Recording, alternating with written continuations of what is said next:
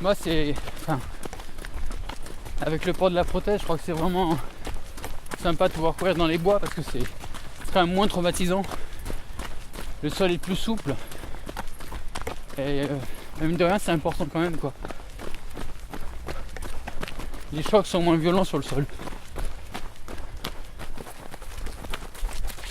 Je m'appelle Jérôme Brinster, j'ai 36 ans et je travaille au commissariat à l'énergie atomique. Je suis ingénieur dans la recherche pour la sûreté nucléaire et je pratique le VTT avec un handicap puisque je suis amputé tibial de la jambe gauche. Donc je suis amputé depuis 2007 et je suis appareillé depuis le début en fait. On est équipé des premières prothèses dès un mois et demi après l'amputation, quoi. Alors j'ai commencé le vélo on va dire loisir depuis 2004 et j'ai intensifié ma pratique en compétition après l'amputation avec comme objectif de participer à une course qui est très connue dans le sud de la France qui s'appelle le Roc d'Azur. Donc j'avais cette ambition là et puis finalement j'ai pu reprendre la compétition 1 an et puis 2 mois après l'amputation.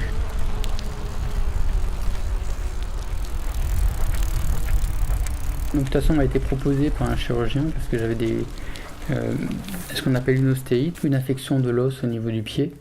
Donc j'ai fait en même temps la démarche, on va dire, psychologique pour l'acceptation de cette amputation et les démarches sur internet. J'ai recherché un peu quelles étaient les possibilités de pratiquer le vélo avec ce type de handicap.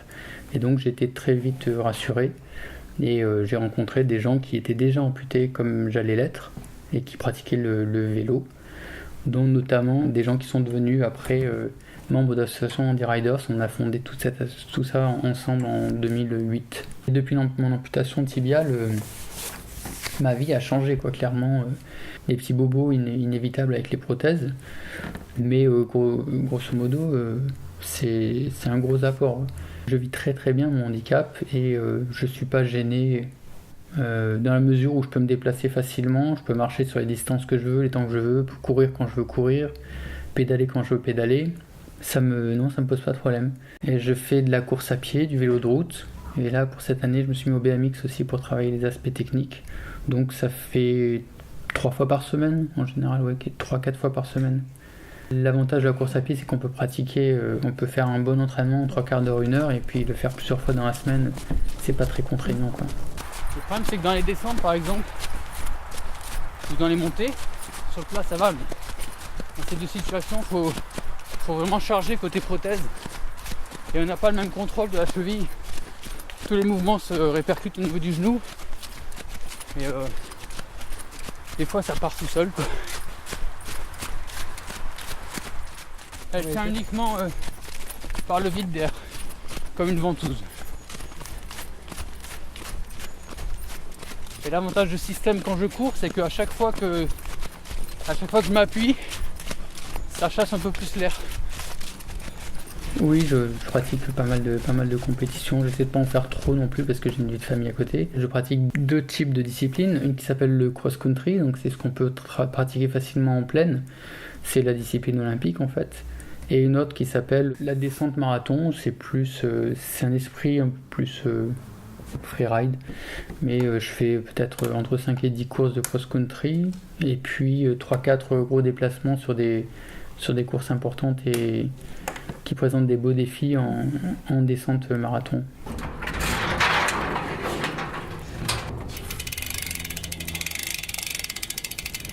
Ça, c'est le vélo pour la descente. Donc il y a la particularité d'avoir une suspension à l'arrière en plus de celle à l'avant, avec des gros débattements en fait pour encaisser les gros chocs et les marches, les racines et tout ça. Ça c'est le gros vélo. C'est pas facile de pédaler. C'est fait plus pour descendre que pour monter, quoi. Pour les pratiquants en compétition, 2 suffisent. Après, il y a toujours des anciens vélos. Il y en a un qui est démonté là-bas, un vélo de descente démonté qui sert un peu pour les pièces. Un vélo de route, parce que quand on fait du cross-country, on ne peut pas éviter des entraînements sur la route. On peut faire des entraînements un peu plus qualitatifs, du fractionné, des choses comme ça. Et puis là, je me suis mis au BMX pour perfectionner ma technique en descente. Donc, il faut acheter un vélo spécifique en plus. Heureusement, il coûte beaucoup moins cher celui-là, donc c'est très bien.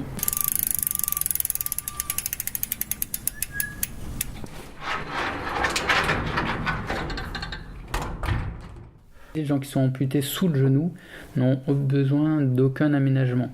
Les gens qui sont amputés au-dessus du genou doivent avoir une pédale automatique du côté de la jambe amputée. Alors ça, c'est pas vraiment un aménagement, parce que en cross-country par exemple, et même de plus en plus en descente, même les valides pratiquent avec des pédales automatiques. Donc c'est pas, on peut pas voir ça vraiment comme un aménagement. Disons que dans le cadre de l'amputé au-dessus du genou, c'est quelque chose d'obligatoire, parce que sinon le pied ne tient pas sur la pédale. Sur les courses régionales, donc en Ile-de-France, il y a pas mal de courses qui rassemblent pas mal de monde. En général, mon objectif c'est d'être classé dans la première moitié du classement. Et je me positionne en général à la moitié. Et pour les courses, les gros événements comme le Rock d'Azur, où le niveau des meilleurs est beaucoup plus élevé, mais le niveau moyen est beaucoup plus faible. Donc là, du coup, j'ai des classements beaucoup plus élevés que sur les courses régionales. Dans le premier quart du classement, quelque chose comme ça, quoi. Il faut y aller progressivement dans la longueur et dans l'intensité. Bon, maintenant, comme mon corps est habitué, quand je cours 1h15 sur des parcours comme ça, en fait, à la fin, j'ai pas mal aux jambes, je suis pas fatigué. Par exemple, cet été, je participe à une épreuve avec des copains qui s'appelle la Mountain of Hell. Donc le départ se fait sur le glacier aux Deux Alpes, à 3400 mètres d'altitude. Et l'arrivée se fait 20 km plus loin à Vénosque, qui est à 800 mètres d'altitude. Et donc, le but du jeu, c'est d'arriver le premier en bas. Il faut gérer les autres parce qu'on est 600 au départ. Mais on traverse toutes les difficultés de la montagne, c'est un effort continu, c'est vraiment beaucoup d'adrénaline. Donc mon entraînement en ce moment, je m'entraîne pour le VTT sans toucher au VTT. En fait, c'est une méthode d'entraînement qui est dérivée de la méthode imaginée par un grand coach qu'on a à la sauce qui s'appelle Brenneck. Et lui, sa méthode, c'est on s'entraîne en VTT sans toucher au VTT. Bon, lui, c'est plus à base de vidéos et de bière. Hein. Mais bon, ça marche quand même. J'essaie en fait, dans la mesure du possible, de pas trop impacter la famille. C'est pour ça que je m'entraîne plutôt de préférence entre midi et 2. Après, ils me suivent pas sur les compétitions, mais j'essaie de ménager la famille en fait. Ouais, ils sont contents que je fasse ça, mais c'est pas mes premiers fans, quoi. Ce qui est plus difficile, c'est quand je dois me déplacer sur un week-end ou plusieurs jours pour aller, je sais pas, dans les Alpes ou dans le sud. C'est là que c'est un peu plus pénible, donc j'essaie d'éviter. Je me force pas à faire des compétitions tous les week-ends, quoi.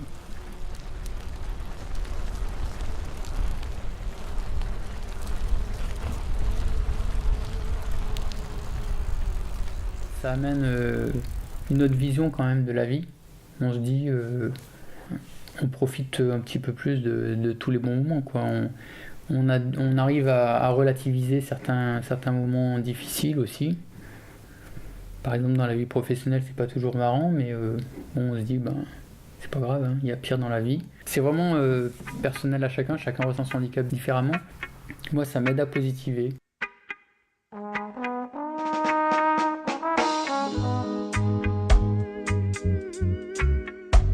Ma philosophie de vie, c'est de profiter des bons moments quand ils se présentent. Et puis, toujours se mettre des objectifs au niveau sportif, parce que c'est ce qui m'intéresse en l'occurrence. Au niveau sportif, ouais, me mettre des objectifs et avancer au niveau familial aussi.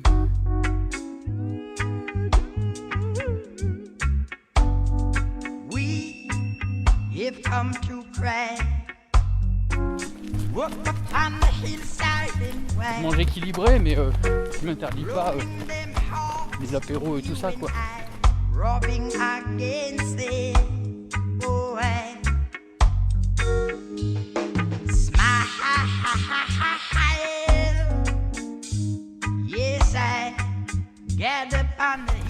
Pas comme si j'étais payé pour faire ça, quoi. Faut que ça reste du plaisir, faut pas trop sacrifier non plus.